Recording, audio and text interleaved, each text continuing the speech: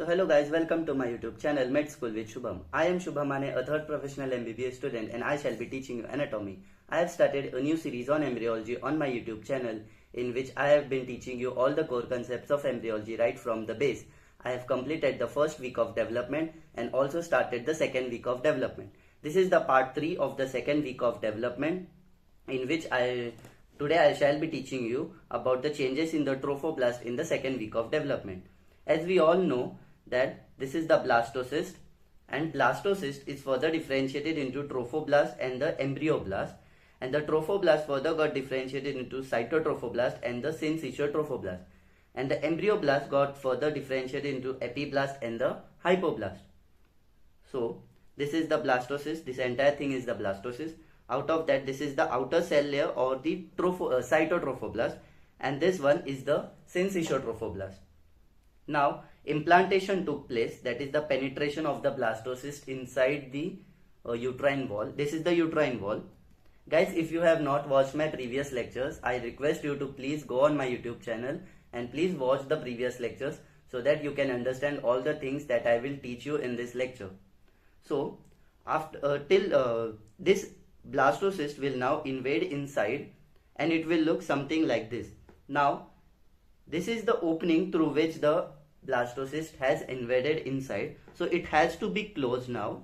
So this opening is now closed by a fibrin plug.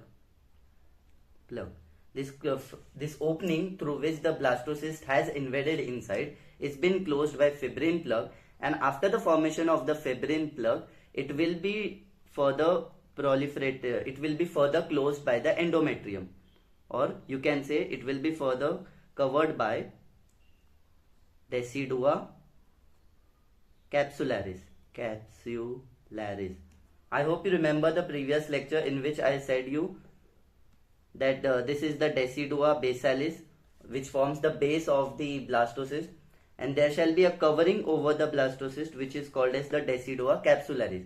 So first the fibrin plug will be formed, and after that the endometrium layer, which is over here, it will start proliferating, and then it will form a endometrial layer or the decidua layer over the blastocyst or over the fibrin plug, and now that is called as the decidua capsularis. Now what happens, that this is the embryonic end of the blastocyst and this is the embryonic end of the blastocyst. This is the embryonic end and this is the embryonic end. So towards the embryonic end, the syncytial trophoblast, it starts proliferating more. The proliferation of the syncytial trophoblast towards the embryonic end, it increases as compared to the embryonic end. Okay, so this was the first change that you can see in the second week of development. Now what happens further? Now let me focus more on this structure, this thing. I shall be elaborating this thing over here. This thing I shall be making over here. So this is the cytotrophoblast. Below the above the see, this is the cytotrophoblast. This thing is the cytotrophoblast. Now I shall be drawing the syncytial trophoblast.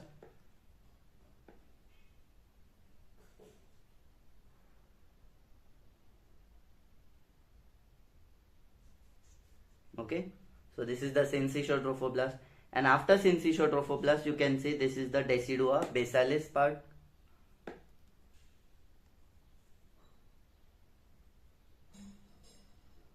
Okay, this is the decidua basalis part, and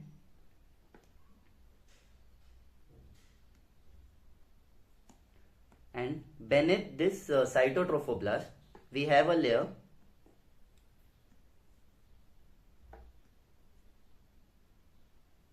This layer, I hope you remember this layer.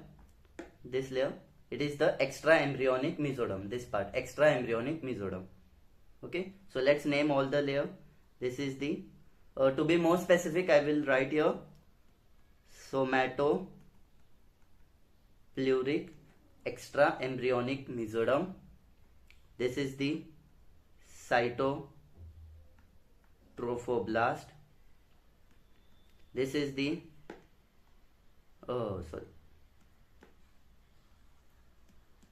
This is the syncytial trophoblast, and this is the deciduous basalis. Now what changes can we see inside these structures? Let's see now. So the first change that we can see is the formation of small spaces that are called as lacunae inside the syncytial trophoblast. So we can see the formation of small lacunae inside the syncytial trophoblast. In the initial stages they are small and then they increase in the size. Then the next stage that we can see is these lacunae, these are called as the lacunae, and these lacunae are filled with a liquid, a fluid which is called as embryotrough.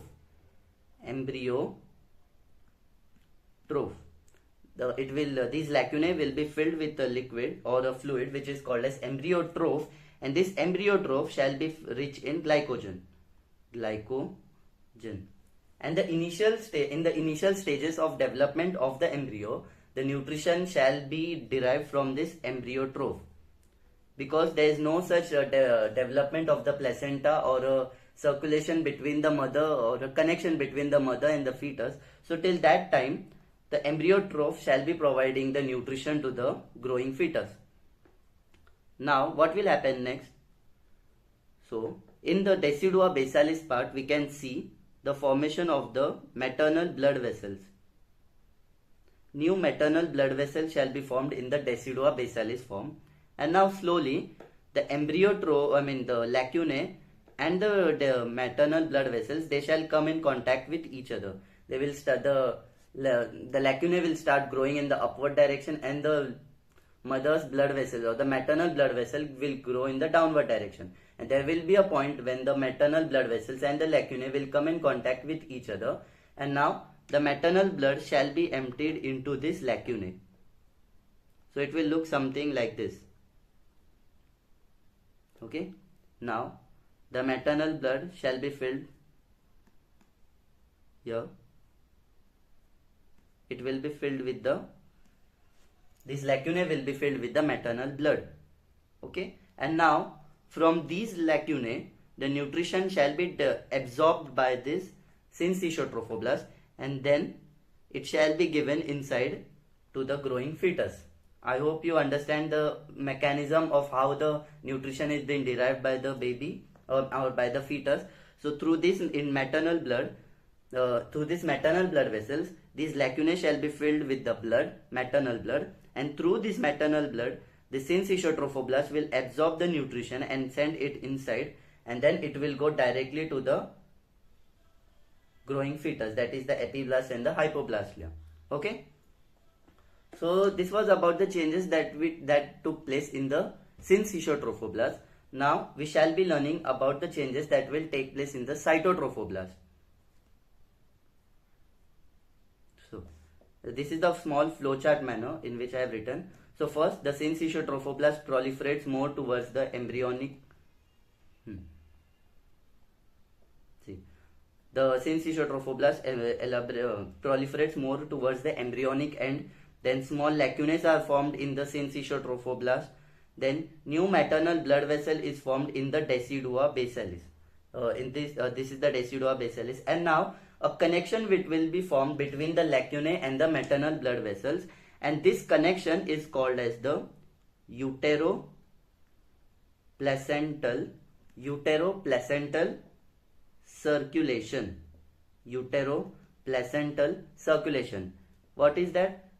From the maternal blood, these lacunae will be filled with the maternal. From this maternal blood vessels, the lacunae will be filled through the lacunae will be filled by the maternal blood, and again it will be taken back, and again new blood will be coming. So a type of circulation takes place, and then this is called as this phenomena is called as the uteroplacental circulation. The embryotrough and the uteroplacental circulation. I hope this is very clear to you guys. So I shall end the video till this point, and in the next lecture we will be learning about the changes that shall be taking place in the cytotrophoblast. This was about the changes in the syncytial trophoblast. In the next step, we will be learning what are the changes that we can see with in relation with this cytotrophoblast. So thank you guys for staying with me till this lecture. I hope you like the video, and also I hope you like the video. Please like my video, subscribe to my channel, and also share it with your other friends. Thank you so much, guys.